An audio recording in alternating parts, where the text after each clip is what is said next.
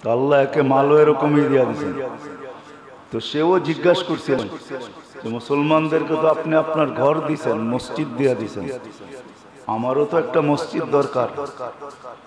আপনার ঘরে আপনার বন্দারা একত্রিত হবে, তো আমার যারা অনুসারী হবে এরা কোথায় একত্রিত হবে? তো আল্লাহ বলছে আসওয়াকুকা মাসাজিদুকা, দুনিয়ার বাজারগুলো হলো তোর মসজিদ। শয়তানের মসজিদ হলো দুনিয়ার বাজার। এই জন্য মসজিদে আসতেও দোয়া শিখাইছেন, বাজারে যাইতেও দোয়া শিখাইছেন। মসজিদে আসতেও দোয়া শিখাইছেন না, শিখান নাই? মসজিদে আসতেও দোয়া শিখাইছেন, আল্লাহুম্মা ইফতাহলি আবওয়াবা রাহমাতিক, দোয়া শিখাইছেন। বাজারে যে এমন তো না যেটা মোবাইলের মতো কি রেকর্ডিং ফাংশন আপনি এখানে খুলে লইবেন আর এখানে রেকর্ড হইতে থাকবো, আরেকটা বটনে চাপ দিবেন, সেভ হয়ে যাবে, যে সময় মনে চায় ওই সময় সাইরা ছেঁড়া খালি পড়তে থাকবেন। এমন তো এখানে সিস্টেম নাই, ঠিক না? আরেকটা হলো শিখতে গেলে যে শিকার একটা ফজিলত আলাদা হবে, ওটা তো আপনি পাবেন না। বিদায় আমি চাই দুটোটাই পান। তো আল্লাহ লটারি বাজারে খুলে দিছেন, খুলে বলছে ঠিক আছে মসজিদ তোমার, কিন্তু লটারি আমার। কেমন লটারি দেখেন না, মাইকে বলে 10 টাকায় 30 লাখ, ঠিক না? কত? আর আল্লাহ এখানে কয় 1 টাকায় 20 লাখ। কত? 1-এ 20, 1-এ 20, 1-এ 20 সোনা, 20 টানা, 20 সোনা, 20,000 না, ডাইরেক্ট কত? শুনছেন? জানেন আপনারা, শুনছেন বহুতবার। তো মসজিদ হলো সবচেয়ে, বাজার হলো সবচেয়ে নিকৃষ্ট জায়গা, কিন্তু লটারি আল্লাহ। আবু হুরায়রা রাদিয়াল্লাহু তাআলা আনহুকে মানুষ জিজ্ঞাসা করছে, আবু হুরায়রা বাজারে তো আসো, কোনোদিন তো কিছু কিনতে দেখলাম না। আমি কি কিনতে আসি নাকি? তাইলে কয় আমি লটারি জিততে আসি। ঠিক, লটারি জিততে আসি, বাজারে আসি দোয়া পড়ার জন্য, কিছু কিনতে আসি না। সবাই জিজ্ঞাসা করতে, তুমি তো ডেলি বাজারে আসো, কোনো দোকানে থেকে তো কিছু কিনতে দেখলাম না। আমি কিনতে আসি নাকি? আসলে না কিনবো? আমি তো আসি লটারি জিততে। এই মাথা দিয়া ঢুকি, পড়তে পড়তে ওই মাথা দিয়া বাইরে যায়, মুস্কি হাসি দিয়া বাহির হয়ে যায় যে লটারি জিতা গেলাম। একবার পড়লাম তো 20 লাখ নেকি পাইলাম। তো বাজার সবচেয়ে নিকৃষ্ট জায়গা, যেটার থেকে আমি বাহির হয়ে গেছি। আবার উম্মতকে বোঝানোর জন্য নবীদের এত কষ্ট করতে হতো না। এটা তো জিবরিল আলাইহিস সালামের কষ্ট, নবীদের কষ্ট। নবীদের কষ্টগুলা দেখেন না, একটু মাঝে মাঝে ভাইবেন, পড়েন, নবীরা এত কষ্ট করলো কেন? কি কারণে? দুনিয়ার জন্য তো করেন নাই, আখেরাতকে বুঝানোর জন্য, আখেরাতকে শিখানোর জন্য, আখেরাত যে আমাদের লক্ষ্য বস্তু এটা জানানোর জন্য। আখেরাত যে প্রত্যেকটা যার যারটা তার তার করতে হবে, আমারটা আমাকে গড়া যেতে হবে, এটা বুঝানোর জন্য নবীদের কষ্ট। কিন্তু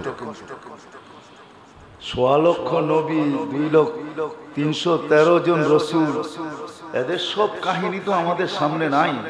কোরআনে 21 জন নবীর নাম আছে। এটাই দেখেন আপনি, 950 বৎসর নূহ আলাইহিস সালামের অক্লান্ত পরিশ্রম। ইন্নী দাউতু কওমি লাইলাম ওয়া নাহারা, রাত দিনের অক্লান্ত পরিশ্রম, টানা 950 বৎসর।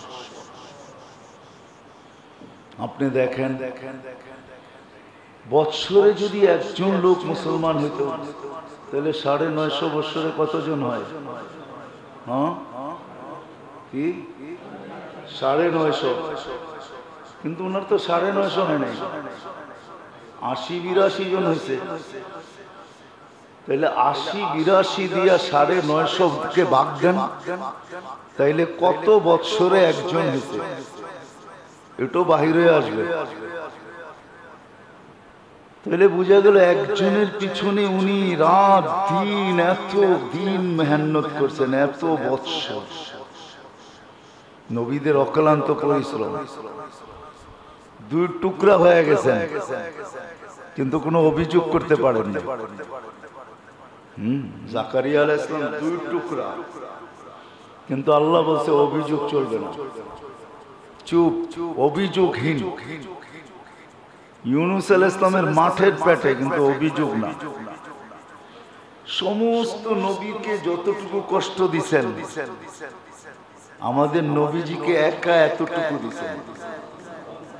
হ্যাঁ, আল্লাহ রাসূল বলছে উযীতু ফিল্লাহি ওয়া লাম ইউযা আহাদ, আমাকে এতটুকু কষ্ট দেওয়া হয়েছে যতটুকু কষ্ট দুনিয়ার বুকে কোনো নবী রাসূলকে দেওয়া হয় না। হ্যাঁ, কারো চাকু দিয়া চামড়া ছিললে তারপর গায়ে লাগে না। আবার কোন ব্যক্তি এরকমও সমাজে আছে, একটা কটু কথা বললে আমাকে ছুরি দিয়া ছিললে যতটুকু না লাগতো এর চেয়ে বেশি লাগতেছে। আছে সমাজে দুই শ্রেণীর লোকই আছে, সম্ভ্রান্ত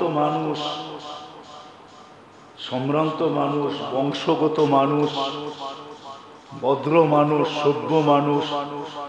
সমাজে কিছু মানুষ এরকম আছে, তাদেরকে ছুরি দিয়ে কিছু বলতে হয় না, মুখে দুই একটা শব্দ বললেই সে চিৎকার দিতে থাকে, ইয়া লাইতানি মিতু ক্বাবলা হাদা, হায় এই কথাটা শোনার আগে যদি আমি মরে যেতাম তাহলে ভালো হতো।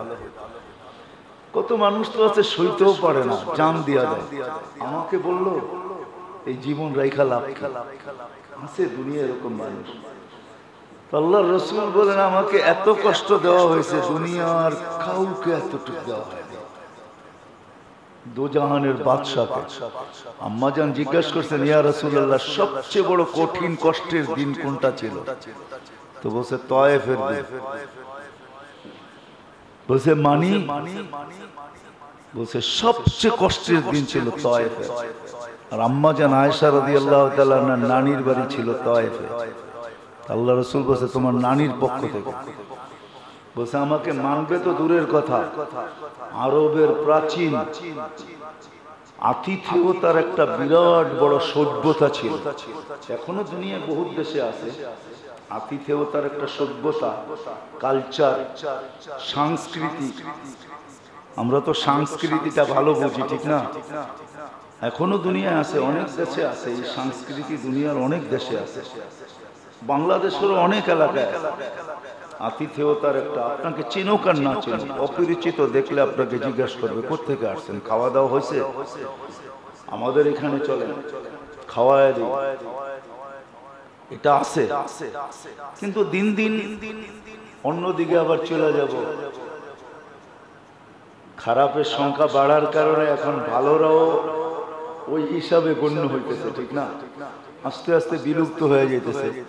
তারপর যতটুকু আতিথেয়তা এখনো আমাদের দেশে আছে আলহামদুলিল্লাহ, দুনিয়ার ভিতরে নাম্বার নেওয়ার মতো আতিথেয়তা এখনো আমাদের দেশে আছে। নাম্বার নেওয়া যাবে, গিনেস বুকে নাম লেখানো যাবে। বাংলাদেশে এখনো যতটুকু আতিথেয়তা আছে এটা আলহামদুলিল্লাহ বলা যায়। আরবের সভ্যতা ছিল, সংস্কৃতি ছিল যে মেহমান দুশ্মন হইল তাকে মেহমানের মতোই ব্যবহার করা। আল্লাহ রাসূল বলছে আরব তায়েফালারা আমারে মানবে তো দূরের কথা, আতিথেয়তা তো দূরের কথা, যুবকদেরকে আমার পিছে লাগায় পাথর মারতে মারতে আমাকে বসতে বাধ্য করত, আবার আমাকে উঠায়া দৌড়াইতে বাধ্য করত। এইভাবে আমি 9 কিলোমিটার দৌড়াইছি, 9 কিলোমিটার। ওই দিন এমন কাফের তার কলিজায় পর্যন্ত, রবি এর কলিজায় পর্যন্ত পানি চলে আসছে, চোখে পানি চলে আসছে। আল্লাহ রাসূল যখন তার বাগানে এসে আশ্রয় নিছে রক্তাক্ত অবস্থায়, যে 24 ঘন্টা আল্লাহর রাসূলকে তালাশ করত, সারা দিন ভাবত কিভাবে কষ্ট দেওয়া যায়, কিভাবে নিঃশেষ করা যায়। সে পর্যন্ত চোখে পানি নিয়ে আসছে যে তায়েফালারা মুহাম্মদের সাথে করছে তো করছে কি। তো সে তার গোলামকে খেজুর আঙ্গুর পায়রা প্লেটে দিয়া পাঠাইছে, বলছে যাও এই লোকটা আমার বাগানের আঙ্গুর খাবে না, কিন্তু তুমি একটা কথা বললে হয়তো খেতে পারে। তুমি যে বলবে আত্মীয়তার কসম দিয়া বলছে বাগানের মালিক, কেননা দুজনই কুরাইশি, আত্মীয়তার সম্পর্কের কসম দিয়া বলছে আপনি খেজুরকে ডিনাই করেন, আরে আঙ্গুরকে ডিনাই করেন, ফেরত দিয়ে না, খান। তার চোখে পর্যন্ত পানি চলে আসছে।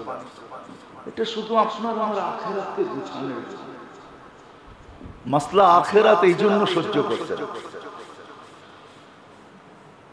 এই জন্য সহ্য করতেন। যখনই তায়েফের কথা মনে উঠতো বা কেউ জিজ্ঞাসা করতেন, আল্লাহ রাসূলের চোখে পানি চলে আসতো। যে সময় আল্লাহ পাহাড়ের ফেরেশতাকে পাঠাইছিলেন যে আপনি আজকে যা বলবেন তাই করবেন, বুখারীতে আছে, আপনি বলবেন তায়েফের দুই দিকের পাহাড়কে দুটা চাক্কির পাট বানায় দিবেন, পাট, আর এর মধ্যে তায়েফওয়ালাদেরকে নিয়ে আসবো আর পিসা ফাঁকি করে দিব, শুধু আপনার হুকুমের অপেক্ষা আছে। কিন্তু নবী তো নবী হয়, কষ্টকে সহ্য করে। আল্লাহর রাসূলের দোয়া, হায় হায় আল্লাহুম্মা হদি কওমি ফাইন্নাহুম লা ইয়ালামুন। তায়েফওয়ালাদের জন্য আল্লাহর রাসূল দোয়া করতেন, বদদোয়া করেন না। বলছে আল্লাহ তায়েফওয়ালাদেরকে হেদায়েত দিয়ে দেন, ওরা আমাকে চিনে না, চিনলে এরকম করতো না। আমি আশা রাখি ওদের ভিতর থেকে কেউ না কেউ একদিন আমাকে মানবে, আপনাকে মানবে, আমার দিন মানবে, আখিরাত গুছাবে। আসলেই গুছাইছে। মোহাম্মদ বিন কাসেমের বাড়ি তায়েফই ছিল। 18 বছরের যুবক, যে ভারতবর্ষের ভিতরে ইসলামের বীজ বপন করছে। 18 বছরের যুবক। ওই কাহিনীর দিকে যাব না, লম্বা কাহিনী। 18 বছর যুবক। হাজ্জাজ বিন ইউসুফ প্রতাপশালী ছিল বটে, কিন্তু যখন সিন্ধের এক মেয়ে, মুসলিম মেয়ে যখন চিৎকার দিছে, ওই চিৎকার যখন হাজ্জাজ বিন ইউসুফ পর্যন্ত পৌঁছে, তখন মোহাম্মদ বিন কাসেম বাহির হয়ে আসছে ওই মেয়ের সাহায্যের জন্য। হাজ্জাজ বিন ইউসুফ ওইখান থেকে চিৎকার দিয়া বলছে আনা হাদির। সিন্ধের এক মেয়ে ডাক দিয়া বলছিল হাজ্জাজ আইনা আনতা, তুই কোথায়? আমার কাপড় খোলা ফেলা হইতেছে, তুই কোথায়? এই কথা হাজ্জাজ বিন ইউসুফের কাছে কোন বণিক দল পৌঁছায় দিয়েছেন। তো হাজ্জাজ ওইখান থেকে চিৎকার দিয়া বলছে ইয়া বিনতি আনা হাদির, ও মেয়ে, ও আমার মেয়ে, আমি উপস্থিত। তখনই পাঠাইছেন, তখনই সিন্ধু দেশ মোহাম্মদ বিন কাসেম স্বাধীন করে, শুধু এক মেয়ের আর্তনাদের উপরে। যাক, আজকে তো হাজারো কোটি মেয়ে আর্তনাদ করে, কারো কানেও যায় না। হ্যাঁ, ওই দিন আসবে, ইনশাল্লাহ আসবে, আমরা আশা রাখি। হয়তো আমরা থাকবো না, কবর থেকে হয়তো বসা দেখবো, কিন্তু আসবে আবার একটা দিন এরকম যে একজনের আর্তনাদের উপরে সারা দুনিয়া কাঁপা উঠবে। ইনশাআল্লাহ আসবে ওই দিন। তো যেটা আমি বুঝাইতেছিলাম, আল্লাহর রাসূল যে কষ্ট সহ্য করছেন, সামনে মাসলা আখিরাত ছিল, না হলে এই কষ্ট সহ্য করতেন না। উযীতু ফিল্লাহি ওয়ালা ইউযা। সমগ্রকে যত কষ্ট দেওয়া হয়েছে তার চেয়ে বেশি কষ্ট আমাকে দেওয়া হয়েছে। উখিফতু ফিল্লাহ। আল্লাহর রাসূল বলছে আমাকে এত ভয় দেখানো হয়েছে, ১৬ লক্ষ নবী, ৩১২ জন রাসূল, কাউকে এত ভয় দেখানো হয় না, আমাকে যত ভয় দেখানো হয়েছে। নবীরা সবকিছু সয়া নিয়েছেন সামনে আখিরাত, শুধু সয়া নেন নাই। মাসলা যদি আখিরাত না হইতো, তাহলে আপনার আমার জন্য আরো সে যে হাত উঠানোর দরকার ছিল। কি বলেন? মনে আমি বুঝাইতে পারতেছি না, কেননা বুঝি না এই জন্যই, কেননা আমাদের হেডলাইট তো হলো কুয়াশায় আচ্ছন্ন, সব ঘন কুয়াশায় আচ্ছন্ন। রাগ হয় না, আমারটা এরকম। আমি শুধু আপনাদেরটা বলতেছি না, আমাদেরটা বলতেছি। আমাদের ফকলাইট তো কুয়ায় আচ্ছন্ন। এইখানে যেটা আছে বিবেক, বুদ্ধি, বিদ্যা, এটা ফকলাইটই ধরে না।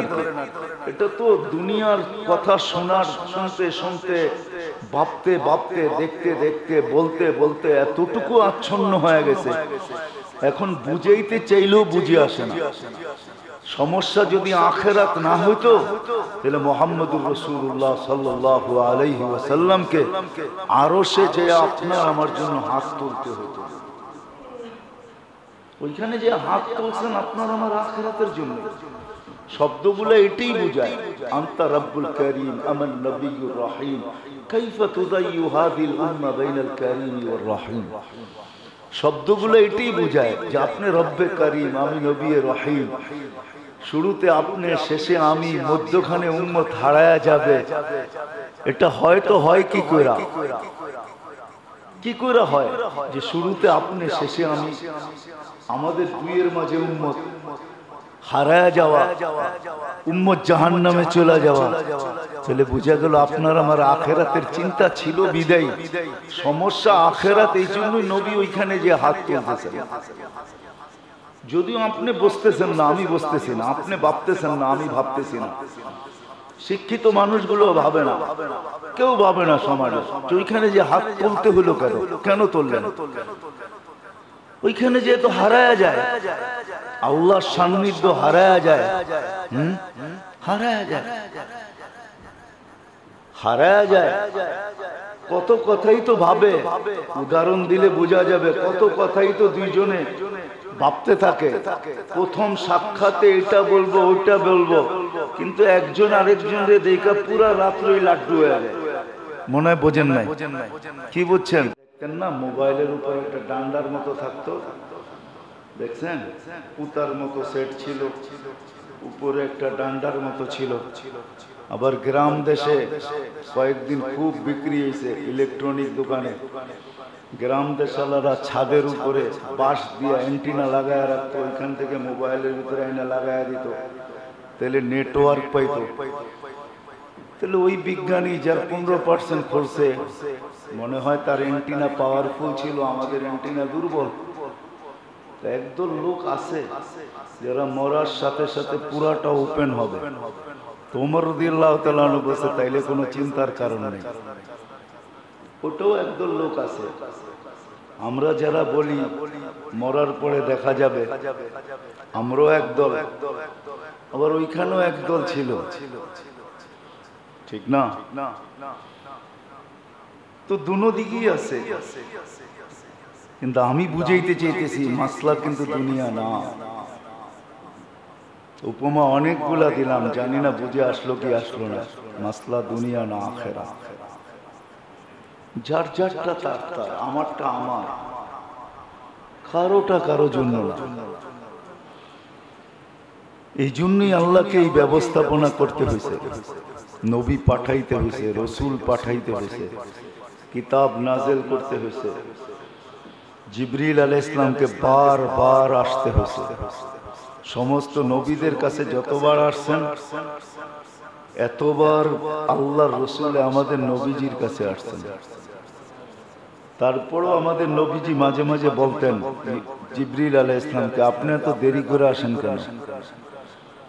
আপনি আর একটু বেশি আসতে পারেন না? মাঝে মাঝে 2-1 দিন গ্যাপ হয়ে যেত, বা সকালে আসলে বিকাল গ্যাপ হয়ে যেত। আল্লাহ রসুল বলছে বিকাল গ্যাপ হইল কেন, আরো আসতে পারেন না? কেননা আখেরা সমস্যা বিদায়ী। নবীদের চিন্তাই হইতো, অন্য নবীদের গুলা খুব কম পাওয়া যায়, অনেক পুরাতন বিদায়, কিন্তু আমাদের নবীজিটা খুব পাওয়া যায়। সারাদিন চিন্তা করতেন যে আখেরাত কি হবে। শুধু চিন্তা না, চিন্তার সাথে সাথে চিৎকারও দিতেন, ইমামুনাল আখিরাত, আমাদের মাথা ব্যথা আখেরাত। আবার এটাও বলতেন 63 বছর বয়স কিন্তু বেশি একটা বয়স না।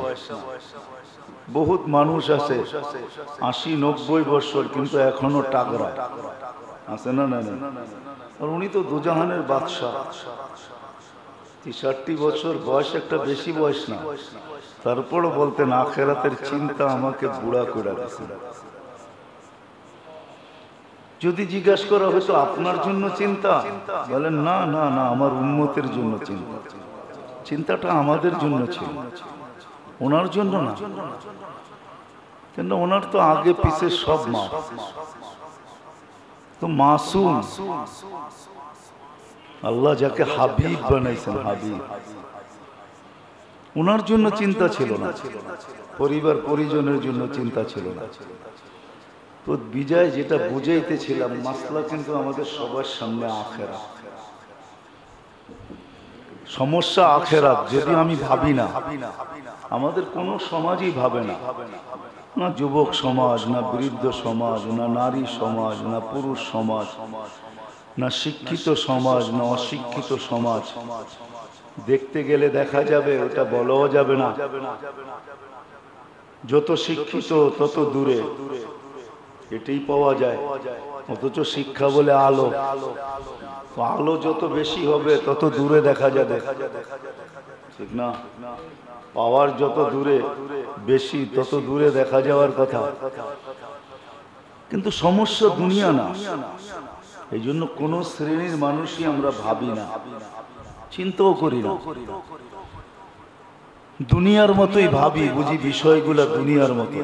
মেরে আজিজ, যদি দুনিয়ার মতো হতো তাহলে আবার পিছে যেতে বাধ্য, তাহলে নবী কোনোদিন আসতেন না, রসুল কোনোদিন আসতেন না, কিতাব কোনোদিন নাজিল হতো না, ফেরেশতাকে জিবরিল আলাইহিস সালামকে এত ভাগতে হতো না, এক এক দিনে কয়েকবার ভাগতে হয়েছে। কেননা উনি খবর নিয়ে কোনো জবাব আনতে হলে ওনাকে অনেক দূর যেতে হয়েছে। যদিও ওনার গতি অনেক, কিন্তু যেতে হইতো অনেক দূর। এক জায়গা ছিল ওই পর্যন্ত, সিদরাতুল মুনতাহা পর্যন্ত ওনাকে যেতে হইতো। ওইখানে যাওয়ার পরে উনি বার্তা গ্রহণ, প্রশ্ন করতেও পারতেন, আবার জবাবও আনতে পারতেন। এত দূর দৌড়াইতে হতো। ছোট্ট একটা উদাহরণ দিলেই বোঝানো যাবে। সাহাবায়ে কেরাম জিজ্ঞাসা করছে, ইয়া রাসূলুল্লাহ, দুনিয়াতে সবচেয়ে অদম জায়গা কোনটা, সবচেয়ে উত্তম জায়গা কোনটা? আল্লাহ রসুলের জানা ছিল না। জিবরিল আলাইহিস সালামকে জিজ্ঞাসা করছে, জিবরিল আলাইহিস সালাম বলছে, আমারও জানা নাই, খবর চাই না, জানাইতে হবে। তো বলছে, বসে থাকার সুযোগ তো আপনার কাছে নাই। সাহাবা প্রশ্ন করছে, সবচেয়ে উত্তম জায়গা কোনটা, অদম জায়গা কোনটা? তুমি যখন জবাবের জন্য যাইতেছিলেন, জীবনে একবারই মনে হয় হয়েছে, বা দুই একবারের ভিতরে এইটাও একটা পাঠ, এটাও একটা সময় যে জিবরিল আলাইহিস সালামকে নির্দিষ্ট সীমানার থেকে আল্লাহ আগে ডাইকা নিয়ে গেছেন, আসো, আজকে তোমার জন্য অনুমতি, একটু আগে চলে আসো। না, আমার বন্ধু প্রশ্ন করছে বলে, বন্ধু প্রশ্ন করছে বইলা কথা, আগে আসো, তো জবাব নিয়ে আসছে। দুনিয়ার সবচেয়ে উত্তম জায়গা মসজিদ, সবচেয়ে অদম জায়গা বাজার, নিকৃষ্ট জায়গা হলো বাজার। আর এটারও কারণ আছে। শয়তান যখন আল্লাহর কাছ থেকে বিতাড়িত হয়ে আসে, তো তার বিরাট বড় একটা দরখাস্ত ছিল, আবেদন ছিল, যে আমি যে যাব, দোকান যে খুলবো, মাল পাবো, সে চাইলে কোনোদিনও সম্ভব হতো না। বাবা কোড়া দিয়ে গেছেন বিদায়। সে আজকে ভালো খায়, ভালো পড়ে, ভালো একটা পরিবেশে থাকে। পরিশ্রম কিন্তু তার না, বাবার ছিল, বাবার আগে দাদার ছিল। এরকম উপমা দুনিয়াতে হাজারো পাওয়া যায়, যে একজনেরটার মাধ্যমে আরেকজন দুনিয়াতে ফুলতেছে, ফলতেছে, ভালো আছে, ভালো খায়, ভালো পড়ে, না তার কোনো চেষ্টা আছে, না তার কোনো শ্রম আছে। এটা তো দুনিয়ার ব্যাপারে সম্ভব। এই জন্য কিতাবে পাওয়াই যায়, যেটা আরবিতে তাওয়াক্কুল বলে, পরিপূর্ণ ভরসা যেটাকে বলে। অনেকজনে দেখা যাবে তাওয়াক্কুলের অনেকগুলা স্তর আছে, তার ভিতরে এটা একটাও আছে যে বাপের ধন আছে, ছেলে ভাবে বাবার তো আছে, ওটা দিয়ে আমার চলে যাবে, সেটা বাইরেই দিন কাটায়, রাত কাটায়। এরকম উপমা তো দুনিয়াতে হাজারো পাওয়া যাবে। বিষয় আসলে দুনিয়াটা না। দুনিয়াটাই যদি বিষয় হইতো তাহলে নবী রসুলও আসার প্রয়োজন ছিল না, কিতাবও নাজিল হওয়ার দরকার ছিল না।